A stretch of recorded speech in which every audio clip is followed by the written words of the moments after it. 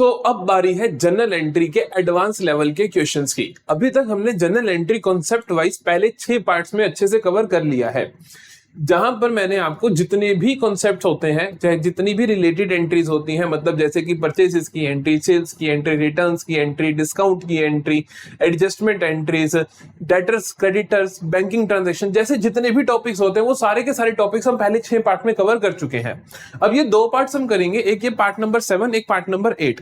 यहाँ पे मैं आपको एडवांस लेवल जनरल एंट्रीज करवाऊंगा, तो यहाँ पर टॉपिक वाइज ना चल के बल्कि यहाँ पर जो एंट्रीज होंगी वो मिसलेनियस मिक्स बैग चलेंगी। तो यहाँ पे हर टॉपिक से एंट्री निकल कर आ रही होगी। अगर आपने 6 पार्ट्स अच्छे से देख लिए तो एक तरीके से ये आपके लिए टेस्ट होने वाला है, और यहाँ पर आप काफी सारी नई चीजें भी सीखोगे, क्योंकि यहाँ पर कुछ कुछ एंट्रीज ऐसी होंगी जो हम जनरली नहीं देखते हैं, लेकिन वो एग्जाम में आती हैं, और वो टॉपर और 90 नंबर और 95 नंबर वाले बच्चे में जो फर्क होता है वो फर्क यही एंट्रीज डालती हैं। तो हम इन एंट्रीज को बहुत अच्छे से अब करेंगे। ये गारंटी है पार्ट नंबर 7, पार्ट नंबर 8, ये दोनों देखने के बाद तुम्हारा जनरल का कोई भी क्वेश्चन ऐसा नहीं होगा जो तुम्हें लगेगा कि हमने ये कभी करा ही नहीं है। तो मतलब कि ये दोनों पार्ट्स अगर आप अच्छे से कर लोगे, इसके अंदर लगभग 40 जनरल एंट्रीज मैं आपको करवाऊंगा, तो आपका एडवांस लेवल पोर्शन भी इसका खत्म हो जाएगा। करें शुरू? तो देखो जल्दी से नोटबुक पेन निकाल लो और पहले क्वेश्चन से अच्छे से एक एक चीज को समझते चले। कहते हैं कि sold goods to Rakesh ₹50,000 for cash at a profit of 20% on cost less 10% trade discount. आपको अपने बेसिक याद होने चाहिए कि भाई ट्रेड डिस्काउंट को हम रिकॉर्ड नहीं करते हैं, लेकिन आप सेल प्राइस तो निकालोगे ना उसके बेसिस पे। तो क्या कहते हैं, हमने गुड्स बेचे राकेश को 50,000 के for cash at a profit of 20%। तो मतलब कि 50,000 प्लस 20% का प्रॉफिट, जो ये ऐड करने के बाद आप ट्रेड डिस्काउंट को माइनस करोगे। बच्चा गलती करता है, कहता है कि चलो 20% प्रॉफिट होगा, ये प्लस कर दिया, 10% माइनस कर दिया, तो 20% माइनस 10% ऐड कर दे, जो कि गलत है। क्योंकि भाई प्रॉफिट ऐड होने के बाद जो कॉस्ट आएगी, जो सेलिंग प्राइस आएगा, उसका 10% छूट दोगे। तो 50,000 प्लस 50,000 का 20% कितना होता है? 20% का मतलब होता है 5वां हिस्सा। तो 5वां हिस्सा कितना होता है 50,000 का? 10,000। तो अगर इसके अंदर हम 20% जोड़ देंगे तो 10,000 जोड़ देंगे, 50,000 का 20% होता है 10,000, तो ये हो गया 60,000। ठीक है, लेस कर दोगे आप ट्रेड डिस्काउंट। ट्रेड डिस्काउंट कितना है आपका? 10,000, 10%। तो 10% ट्रेड डिस्काउंट किसका निकालोगे? क्या 50,000 की वैल्यू का निकालोगे? नहीं, 60,000 की वैल्यू का 10% निकालोगे तो 60,000 का आ जाएगा 6,000। तो इसका मतलब ये गुड्स जो तुमने बेचे हैं वो किस वैल्यू पे बेचे हैं? 54,000 की वैल्यू पे बेचे हैं। जनरल एंट्री क्या होगी? तुमने गुड्स बेचे हैं 54,000 के, कैश पे बेचे हैं, तो सामने वाले बंदे का नाम नहीं लिखोगे, सेल्स करी है, एंट्री बनेगी आपकी कैश इंक्रीज होगा, cash account debit to sales account. Rakesh का नाम नहीं आएगा, क्यों? क्योंकि तुमने कैश पे सेल्स करी है। अगर उधार पे करी होती तो फिर राकेश डेबिट टू सेल्स आ जाता। ट्रेड डिस्काउंट है, इसीलिए ट्रेड डिस्काउंट को कहीं पे भी लिखेंगे नहीं, ट्रेड डिस्काउंट को नहीं लिखेंगे, सीधा हम अमाउंट लिखेंगे, नेट अमाउंट जितने पे हमने सेल करी, दैट इज 54,000। ठीक है जी, अगला देखते हैं। नेक्स्ट में हमें बोलता है कि sold goods to Mayank of ₹2 lakh payable 10% by cheque at the time of sales and balance after 30 days. क्या हुआ? हमने मयंक को गुड्स बेचे 2 लाख के, जिसमें से 10% तो वो उसी टाइम दे देगा बाय चेक, तो मतलब बैंक आएगा मेरे पास at the time of sale and balance after 30 days. बाकी वो पैसा देगा 30 दिन के बाद। मेरे को एंट्री करनी है आज की डेट में, तो 30 दिन के बाद की एंट्री तो अभी नहीं करनी ना। तो आज की डेट में मैं क्या एंट्री करूंगा? देखो, आज की डेट में बोलूंगा कि यार एक तो मेरा सेल्स इन्वॉल्व है, कितनी की सेल्स करी है मैंने? 2 लाख की। मेरे को चेक मिल रहा है, कितने का मिल रहा है? 10%, तो मतलब 20,000। और 1,80,000 रुपए क्या है? मेरे ड्यू है, मैंने इसे रिसीव करने हैं, 30 दिन बाद आएंगे। तो 1,80,000 मयंक के खाते में लिख दूंगा, मयंक को अपना क्या बना दूंगा? मैं डेटर बना दूंगा। तो क्या हुआ? सेल्स बढ़ रही है, क्रेडिट होंगी। चेक मतलब कि बैंक में मेरे पैसे इंक्रीज हो रहे हैं। एक चीज ध्यान रखना, चेक जब भी आता है तो मैं कहता हूं कि आगे की एंट्रीज पढ़ लो, उनके अंदर चेक डिपॉजिटेड अलग डेट पे तो नहीं लिखा हुआ। अगर अलग डेट पे है तो यहां तुम चेक्स इन हैंड को डेबिट करते, लेकिन आगे कोई भी डिटेल नहीं है इसके बारे में, तो आप बैंक को डेबिट करोगे। तो बैंक इंक्रीज हो रहा है, तो बैंक को डेबिट करोगे। और Mayank as a debtor increase हो रहा है, डेटर होता है आपका एसेट इंक्रीज होती है, तो आप क्या करोगे? इसको भी डेबिट कर दोगे। तो दूसरी जनरल एंट्री तुम्हारी क्या बनेगी? दूसरी जनरल एंट्री बनेगी तुम्हारी, ये पहली हुई, दूसरी बनेगी तुम्हारी मयंक डेबिट, डेटर है 1,80,000 से, बैंक अकाउंट डेबिट 20,000 से क्योंकि चेक आ रहा है टू सेल्स, तो एंट्री बनेगी आपके पास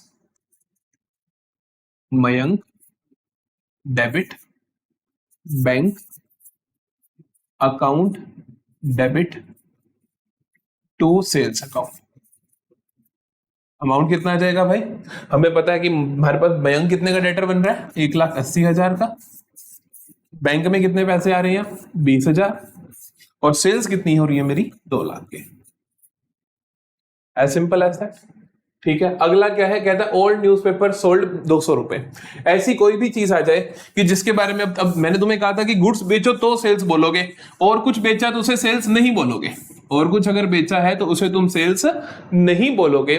तो ओल्ड न्यूज़पेपर बेचो या ऐसे कुछ भी सामान बेचा तो आप वो नाम लिख देते हो उस चीज का। जैसे तुमने ओल्ड न्यूज़पेपर बेचे 200 के, कुछ नहीं कह रखा तो मानोगे कैश में बेचे होंगे। जैसे आपने स्क्रैप बेच दिया होगा एक तरीके से, तो आप कैश अकाउंट डेबिट करोगे, तो आप एंट्री क्या करोगे? Cash account debit to old newspaper, चीज का नाम लिख दो। ठीक है, वेरी सिंपल। कितने के बेचे? 200 रुपए के, 200 रुपए लिख दो। अगला देखें, पेड रेंट फॉर रेजिडेंस ₹7,000। ध्यान से पढ़ो, paid rent for residence. Residence क्या बिजनेस का कोई रेजिडेंस होता है? क्या बिजनेस का कोई घर होता है? नहीं। तो रेजिडेंस किसका होगा भला? ओनर का होगा। ओनर का कोई भी खर्चा अगर हो रहा है तो वो क्या होगा? ड्रॉइंग्स होगा। तो अकाउंट्स इन्वॉल्व कौन कौन से है यहां पे मेरे पास? एक तो ड्रॉइंग्स, रेंट नहीं बोलोगे क्योंकि वो ड्रॉइंग्स है, मालिक का घर का खर्चा है, इंक्रीज हो रही है, डेबिट कर दोगे, और कैश में दिया, रिड्यूस हो रहा है, क्रेडिट कर दोगे। एंट्री बन जाएगी आपके पास drawings account debit to cash account.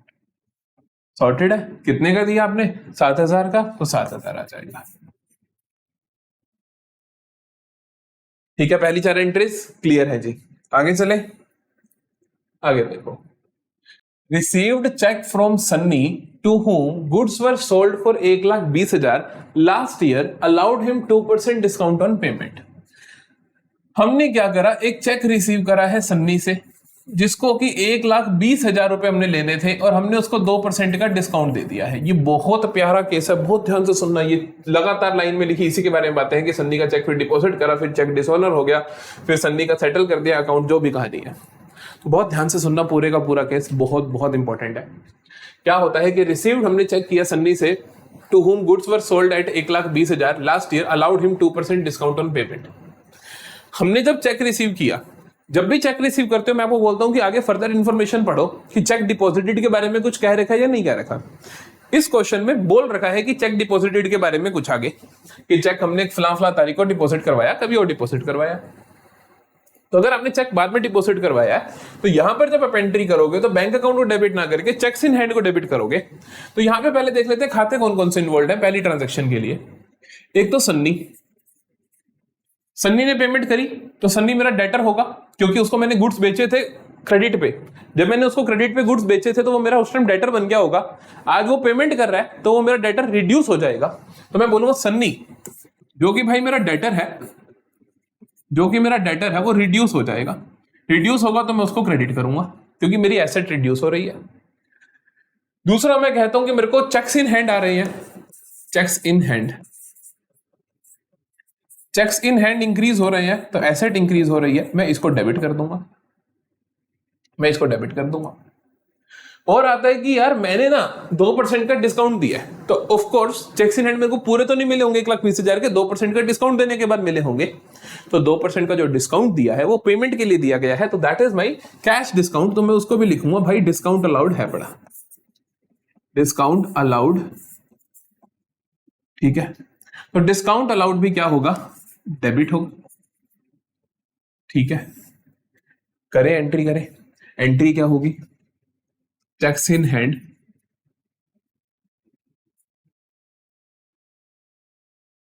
Account debit, discount allowed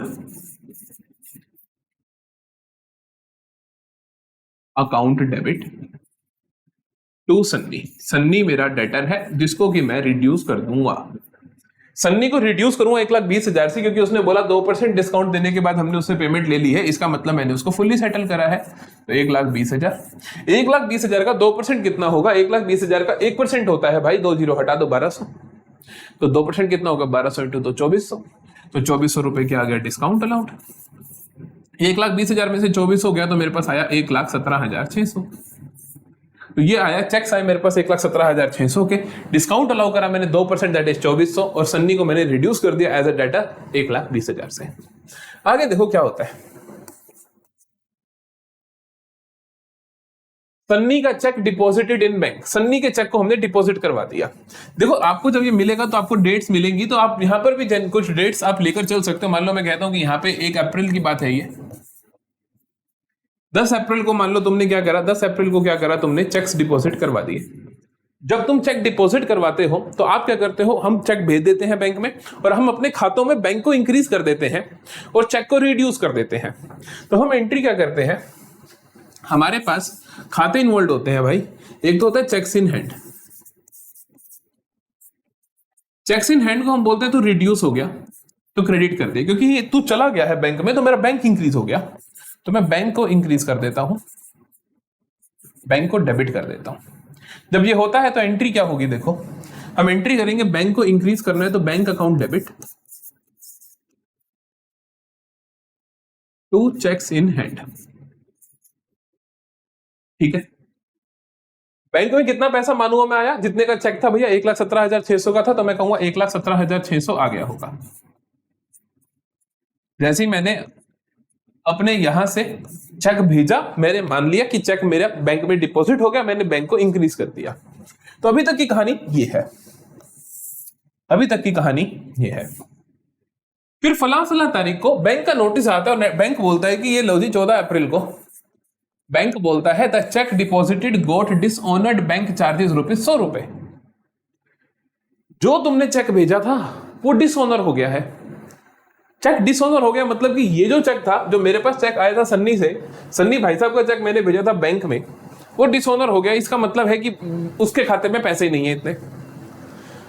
अब मैंने क्या करा था, जब मैंने चेक भेजा था तो मैंने बैंक को इंक्रीज कर दिया था ना, याद करो। लेकिन क्या एक्चुअली में बैंक में पैसे आए? नहीं आए, क्योंकि चेक डिसऑनर हो गया तो बैंक मेरे खाते में पैसे डाल नहीं सकता। तो मेरे को पहला काम क्या करना पड़ेगा, 14 अप्रैल को मैं अपनी बुक्स में ट्रांजेक्शन क्या करूंगा, एक तो मैं बैंक को रिड्यूस करूंगा। कितने से करूंगा सर? 1,17,600 का चेक भेजा था तो 1,17,600 मैंने अपने बैंक में बढ़ा दिए थे, जो कि एक्चुअली में क्रेडिट हुए ही नहीं है, एक्चुअली में जमा ही नहीं हुए, तो उसको रिड्यूस करूंगा। तो 1,17,600 तो मैं क्या कर दूंगा, ये घटा दूंगा। साथ ही में वो कहता है कि 100 रुपए के बैंक चार्जेस लग गए, तो 100 रुपए से मेरा बैंक और रिड्यूस हो जाएगा, बैंक जो होगा मेरे खाते में से 100 रुपए काट लेगा।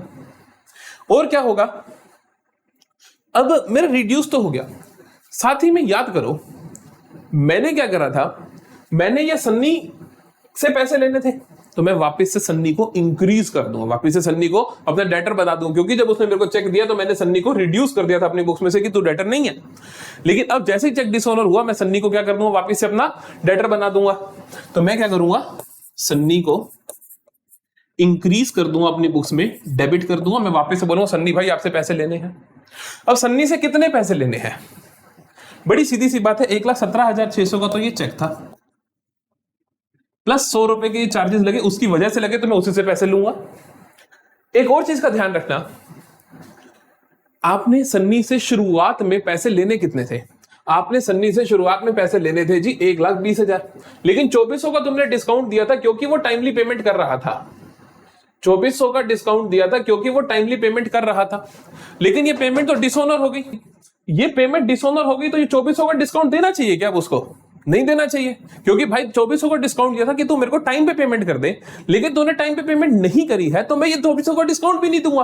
तो मेरे को क्या करना पड़ेगा, डिस्काउंट को भी कैंसिल करना पड़ेगा, और मैं सन्नी से 2400 और भी मांगूंगा कि 2400 का जो डिस्काउंट दिया था ये आपका नहीं है सर, ये 2400 भी दो। 1,17,600 का चेक, 2400 का डिस्काउंट और 100 रुपए के बैंक चार्जेस, ये तीनों चीजें मैं उससे मांगूंगा। और डिस्काउंट अलाउड जो था, डिस्काउंट अलाउड जो था जो मैंने डेबिट किया था उसको मैं वापस से क्रेडिट कर दूंगा, उसको वापस से रिड्यूस कर दूंगा, उसको मैं वापस से क्रेडिट कर दूं, उसको वापस से रिड्यूस कर दूं। क्यों? क्योंकि डिस्काउंट अलाउड अब है ही नहीं, अब मैं उसको डिस्काउंट अलाउ कर ही नहीं रहा हूं। क्यों? क्योंकि उसकी तो पेमेंट मेरे पास टाइम पे आई नहीं थी। समझ आ रही है बात? तो पूरा केस ध्यान से सुनो। सन्नी एक डेटर था, सन्नी से मेरे पास पैसे आए, उस पैसे नहीं है, चेक आया, चेक मैंने बैंक में भेजा, मैंने बैंक को इंक्रीज कर दिया, वो चेक डिसऑनर हो गया। जैसे डिसऑनर हुआ तो मैं बैंक को वापस से रिड्यूस करूंगा, मैंने बैंक को रिड्यूस कर दिया उस चेक के अमाउंट से। बैंक ने 100 रुपए के चार्जेस लगाए, मैं 100 रुपए से वो भी रिड्यूस कर दूंगा। तो बेसिकली बैंक जो मेरा रिड्यूस होगा 1,17,700 रुपए से होगा। ठीक है। सन्नी से मैं कितने मांगूंगा? 1,17,600 तो चेक वाले, 100 रुपए बैंक चार्जेस वाले, और 2400 में मांगू जो मैंने उसको डिस्काउंट दिया था टाइमली पेमेंट की वजह से, तो मैं वो 2400 भी मांगूंगा। तो टोटल कितने हुए? 1,17,600 प्लस 2400 तो 1,20,000, क्योंकि एक्चुअली में उतने ही उसने मुझे देने थे, प्लस 100 रुपए तो 1,20,100 रुपए। डिस्काउंट अलाउड को रिड्यूस करूंगा, जो दिया था वो एक्चुअली में बनता ही नहीं है, तो वो 2400 रुपए। एंट्री देखो क्या होगी, एंट्री होगी, ध्यान से देखना, सन्नी डेबिट। कितने से डेबिट होगा? सन्नी भाई साहब डेबिट होंगे 1,20,100 से, और बैंक मेरा रिड्यूस होगा, क्रेडिट करूंगा 1,17,700 से, और डिस्काउंट अलाउड को भी क्रेडिट कर दूंगा, खर्चा रिड्यूस कर दूंगा कि ये खर्चा हुआ ही नहीं है, क्योंकि जो मैंने डिस्काउंट दिया था वो देना ही नहीं था, क्योंकि टाइम पे पेमेंट तो आई ही नहीं है, तो उसको भी वापस कर दूंगा। तो यहां पे लिखता हूं मैं to discount allowed account 2400 to bank account 1,17,700 रुपए। तो ये हो गया कंप्लीट ट्रीटमेंट। ये one of the most difficult case आपको देखने को मिलता है कि किस तरीके से आपने किसी का, आपके पास चेक आया, आपने डिस्काउंट दिया, डिस्काउंट देने के बाद वो चेक डिसऑनर हो गया, तो अब आप उस, और चार्जेस भी लग गए, तो आप सामने वाले बंदे से चार्जेस भी लेते हो, आप उसका डिस्काउंट भी कैंसिल करते हो, और आप उसका चेक भी कैंसिल करते हो। तो ये ट्रीटमेंट बहुत इंपॉर्टेंट रहता है क्लास 11th के लिए, और सच बता रहा हूं इससे रिलेटेड क्वेश्चन तुम्हें देखने को मिलेगा ही मिलेगा। आराम से अच्छे से इसको समझ लो। आगे चलते हैं। लास्ट में देखो, आपको कहते हैं कि Sunny settled his account by showing cheque including by showing paying, जो भी अगर चेक इंक्लूडिंग 200 फॉर इंटरेस्ट। कहते हैं कि इसके बाद किसी तारीख को, लाइक मैं कहता हूं कि यार 25 अप्रैल को सन्नी ने क्या करा, सेटल कर दिया अपना account by issuing cheque including 200 for interest. 200 rupees का इंटरेस्ट के साथ उसने मुझे दे दिया। उसने पैसे देने कितने थे? 1,20,100 देने थे। तो उसने मुझे क्या करा, एक चेक दे दिया इंक्लूडिंग इंटरेस्ट। तो मैं क्या एंट्री करूंगा? देखो मैं क्या एंट्री करूंगा, मेरे पास आया अब चेक, इसके बारे में फर्दर इंफॉर्मेशन नहीं है, तो मैं बैंक अकाउंट लिख सकता हूं, बैंक अकाउंट डेबिट।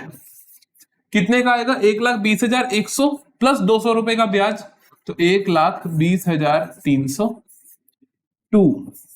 अब ध्यान रखना यहां पे, अब ये मत ये नहीं कह सकते आप कि सन्नी से 1,20,300 लेने थे, सन्नी से 1,20,100 लेने थे, 200 रुपए इंटरेस्ट आया है, तो आप लिखोगे to interest received account to Sunny's account. तो सन्नी भाई से हमने लेने थे 1,20,100 रुपए, और 200 रुपए का क्या था मेरे पास? ब्याज था। तो ये हो गई मेरी एंट्री। समझ आया पूरा का पूरा case? This is very very important case कि किस तरीके से हमें डेटर से पैसे लेने होते हैं, फिर अगर वो उसको आप डिस्काउंट देते हो तो डिस्काउंट को कैसे कंसिडर करना है, फिर उसके बाद अगर डिसओनर हो गया तो कैसे डिस्काउंट को वापस कैंसिल आउट करना है, और जो भी चार्जेस लगे वो उससे लेने हैं, फिर उससे इंटरेस्ट समेत पैसा लेना है। ये सब कुछ हमने यहां पर करके देखा। नेक्स्ट क्वेश्चन पे चलते हैं। अब देखो, cash directly deposited bye Megha a customer in bank account. एक कस्टमर है मेरी मेघा, उसने क्या करा, मेरे बैंक अकाउंट में 20,000 का चेक डिपॉजिट करवा दिया। एक कस्टमर है मेघा, उसने मेरे खाते में क्या करा, 20,000 का कैश डायरेक्टली डिपॉजिट करवा दिया। तो अब कोई कस्टमर ये तो है नहीं कि उसको सपना आ रहा होगा कि चल यार संयम सर के बिजनेस है, विद्यम में जाके पैसे जमा कराती हूं, नहीं ना। उसने कभी मेरे से पेमेंट, पैसा, कुछ सामान लिया होगा, उसके पैसे देने रहते होंगे, तो वो मेरी एक डेटर होगी, उसने मेरे को पेमेंट कर दी। खाता इन्वॉल्व क्या क्या होगा? मेघा मेरी एक डेटर है, मेघा मेरी एक डेटर है जो कि रिड्यूस हो गई। डेटर रिड्यूस होता है तो क्रेडिट होता है। उसने मेरे खाते में पैसे जमा कराए तो मेरा बैंक इंक्रीज होगा, तो मैं बैंक बैलेंस को इंक्रीज करूंगा, डेबिट होगा क्योंकि बैंक इंक्रीज हुआ। जनरल एंट्री क्या हो जाएगी? जनरल एंट्री हो जाएगी bank account debit to Megha 20,000 20,000। Very simple. आगे देखो, received first and final dividend of 0.3 in a rupee from official receiver of Madhav who owed us ₹70,000। Madhav नाम का एक बंदा था जो कि क्या हो गया है भैया, ऑफिशियल रिसीवर, उसके ऑफिशियल रिसीवर से पैसे ले रहे, तो इसका मतलब कि वो इंसॉल्वेंट हो गया है। तो हमने उसे 30 पैसा इन अ रुपी लिया। 0.30 का मतलब क्या है कि ₹1 के पीछे 30 पैसे ही उससे हम निकलवा पाए। तो वो मेरा एक डेटर था क्योंकि उसने लिखा भी हु ओड अस, जिसने मुझे पैसे देने थे। कितने देने थे? 70,000 रुपए। तो माधव ने मुझे 70,000 रुपए देने थे, लेकिन मैं उससे सिर्फ 30 पैसा इन रुपी ही रिसीव कर पाया, बाकी मेरा डूब गया। मैं किस तरीके से लिखूंगा? ये रिपीट है, आपने ऐसी एंट्री पहले भी मेरे साथ देखी है जब मैंने डेटर्स वाला टॉपिक करवाया था। एक तो मेरा यहां पर माधव इंक्लूड होगा। माधव मेरा डेटर है जो कि रिड्यूस हो गया है। रिड्यूस हो गया क्योंकि भाई वो दे ही नहीं सकता पैसा 70,000 से, उसको आप रिड्यूस कर दोगे, क्रेडिट कर दोगे। आएगा कितना पैसा? उससे मेरे को फाइनल डिविडेंड मिला कितना? 30 पैसा इन रुपी। तो मैं कहूंगा कैश मिला मुझे उससे, कैश मिला मुझे उससे 70,000 का 30%, तो 70,000 का 30% हो गया 21,000 रुपए, डेबिट कर दूंगा। और बाकी मेरा डूब गया, तो बाकी क्या हुआ मेरा? Bad debts. Bad debts increase हुआ, डेबिट। बाकी कितना है? 70,000 में से 21,000 गया, 70 में से 20 गया तो 50, एक गया तो 49,000। 49,000 के क्या हुए? बैड डेट्स हुए। समझ गए? तो जनरल एंट्री क्या होगी? जनरल एंट्री होगी cash account debit,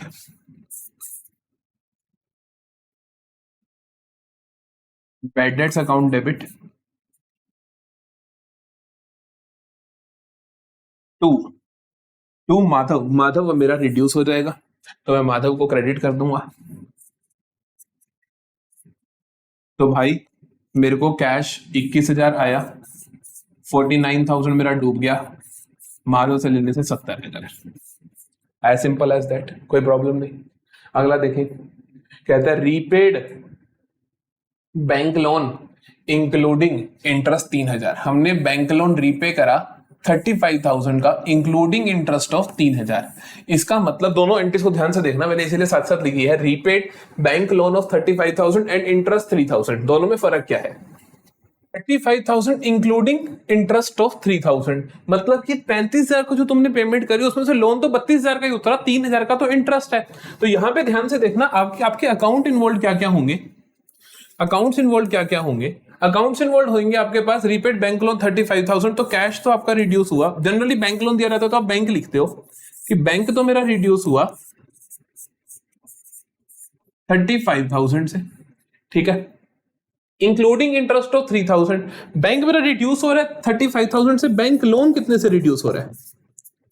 sir bank loan reduce हो रहा है 32,000 से, क्योंकि लोन तो 32,000 का है। और इंटरेस्ट पेमेंट है, इंटरेस्ट पेमेंट है मेरी कितने की? 3,000 की। समझे? इंटरेस्ट पेमेंट मेरा खर्चा है इसीलिए डेबिट होगा। बैंक लोन मेरी लायबिलिटी थी, रिड्यूस हो गई है तो डेबिट होगी। बैंक मेरा रिड्यूस हो गया, एसेट था रिड्यूस हो गया है तो क्रेडिट होगा। तो जनरल एंट्री क्या होगी? तो जनरल एंट्री क्या होगी? जनरल एंट्री होगी bank loan debit, bank loan account debit, interest paid account debit,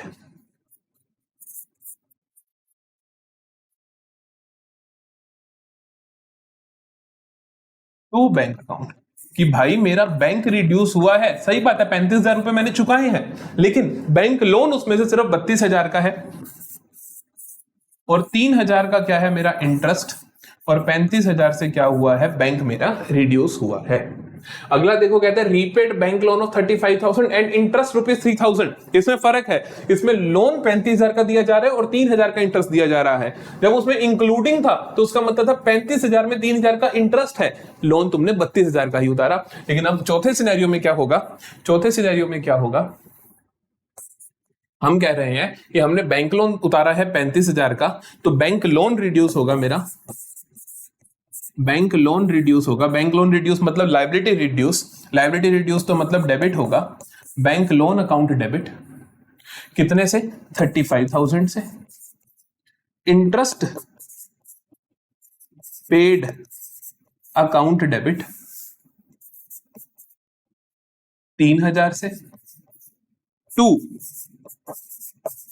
bank account, to bank account. तो कितना आएगा, 35 और 3 38,000। बैंक लोन और इंटरेस्ट मिला के 38,000 तुमने पे किया, क्योंकि 35,000 का तुमने लोन उतारा और 3,000 का तुमने इंटरेस्ट दिया। समझ आ गई बात। तो इनमें कंफ्यूज नहीं होना, इंक्लूडिंग लिखा हो और इंक्लूडिंग ना लिखा हो तो क्या डिफरेंस होगा। आगे चले, अब देखो, कहते हैं कि invested in shares personal for 20,000 paid out of savings account. ध्यान से पढ़ना, बहुत अच्छी एंट्री है। कहते हैं invested in shares personal, personal का मतलब समझते हो, मालिक का पर्सनल खर्चा, of 20,000 paid out of savings account. Savings account भी ध्यान रखना, सेविंग्स अकाउंट एक पर्सनल खाता होता है, सेविंग्स अकाउंट एक पर्सनल खाता होता है, सेविंग अकाउंट एक पर्सनल खाता होता है। बैंक, ये बिजनेस का खाता नहीं होता, बिजनेस का खाता होता है करंट अकाउंट। अगर ये होता कि invested in shares of 20,000 paid out of current account, फिर तुम कहते कि बिजनेस ने 20,000 रुपए मालिक को एक तरीके से ड्रॉइंग्स दे दी कि उसका 20,000 का खर्चा कर दिया। लेकिन अगर सेविंग्स अकाउंट से पेमेंट करी है, मालिक ने खुद का खर्चा खुद के खाते से किया, बिजनेस का क्या लेना देना, तो यहां पर होगी नो एंट्री, यहां पर होगी नो एंट्री, क्योंकि भाई मालिक ने खुद का खर्चा खुद के पैसों से कर दिया, बिजनेस उसकी कोई भी जनरल एंट्री नहीं करेगा। अगली एंट्री देखो, कहते हैं dividend collected by bank ₹10,000 wrongly credited in firms account. Bank ने डिविडेंड कलेक्ट किया 10,000 का, गलती से फर्म के खाते में डाल दिया। अब इसका मतलब देखो, ऊपर वाली एंट्री में हमने देखा कि पर्सनल शेयर खरीदे थे मालिक ने खुद के शेयर खरीदे थे, लेकिन जो डिविडेंड आया बैंक ने क्या करा, गलती से फर्म के खाते में डाल दिया। अब फर्म के खाते में डाल दिया तो हमें इसको एंट्री तो देनी पड़ेगी। हम इसको एंट्री क्या देंगे, ये पैसा किसका है, 10,000 मालिक का है, क्योंकि मालिक के शेयर थे, उसके ऊपर डिविडेंड आया, तो मालिक का पैसा फर्म के खाते में आ गया। तो हम एंट्री क्या करेंगे, हम कहेंगे कि जी फर्म के खाते में पैसा आ गया, तो बैंक फर्म के खाते में इंक्रीज हो गया है ना, डेबिट कर दोगे। ये 10,000 थे किसके, मालिक के थे। मालिक का पैसा अगर बैंक में आता तो हम कहते हैं कि मालिक की कैपिटल इंक्रीज हो गई। मालिक का पैसा अगर बैंक में आता है तो हम कहते हैं मालिक की कैपिटल इंक्रीज हो गई, और कैपिटल इंक्रीज होती है तो कैपिटल क्रेडिट हो जाती है। तो हम एंट्री क्या करेंगे, हम एंट्री करेंगे, बड़ी प्यारी एंट्री है, ध्यान से देखो, bank account debit to owners capital account, या सीधा कैपिटल अकाउंट लिख दो, कोई प्रॉब्लम की बात नहीं है। बट कॉन्सेप्ट क्लैरिटी होनी चाहिए कि मालिक का पैसा फर्म के खाते में आया तो हमने क्या करा, bank account debit to owners capital account. आगे थे, अगला देखो, Sanjay sold his personal scooter of ₹10,000 and deposited the amount in firm's bank account. Sanjay ने अपना पर्सनल स्कूटर बेचा 10,000 का और डिपॉजिट कर दिया बैंक के खाते में। पर्सनल मतलब कि संजय मालिक है बिजनेस का, उसने अपनी पर्सनल एसेट बेच के बिजनेस से पैसा इन्वेस्ट करा है। तो संजय ने एसेट बेची तो 10,000 आया और उसने बिजनेस में जमा करा दिया, तो हम कहेंगे बिजनेस के लिए क्या हुआ, बिजनेस के ऊपर क्या इफेक्ट पड़ा, क्या बिजनेस का स्कूटर गया, नहीं भैया, बिजनेस के पास तो सिर्फ 10,000 आए हैं। तो एक बैंक अकाउंट आया, बैंक इंक्रीज हुआ, डेबिट, और दूसरी कैपिटल, मालिक का पैसा बिजनेस में अब इंक्रीज हो गया, कैपिटल भी इंक्रीज, क्रेडिट। एंट्री क्या होगी, सिमिलर एंट्री होगी, bank account debit to capital account. कितने का स्कूटर था, 10,000 रुपए, तो 10,000 आ जाएगा। ठीक है जी, चौथे नंबर पे चलते हैं। यहां पे कहता है paid rent 15,000 out of which 1/3 of the premises is occupied for personal use. Business ने 15,000 रुपए का किराया दिया, जिसमें से 1/3 जो है वो प्रीमाइस किसके पास है, मालिक ने पर्सनल यूज के लिए रखा हुआ है। तो इस 15,000 में से 5,000 तीसरा हिस्सा खर्चा किसका हुआ, मालिक का। तो यहां पे आप क्या लिखोगे, रेंट। रेंट का खर्चा कितना बोलोगे, 10,000 का, क्योंकि बिजनेस का रेंट तो 10,000 ही गया। 5,000 जो मालिक का रेंट है उसे क्या बोलोगे, ड्रॉइंग्स। और पैसा कितना जा रहा है, कैश अकाउंट कितना जा रहा है, 15,000 से। कैश रिड्यूस तो क्रेडिट, रेंट खर्चा है इसीलिए डेबिट, ड्रॉइंग्स इंक्रीज तो डेबिट है। जनरल एंट्री क्या होगी, rent account debit, drawings account debit,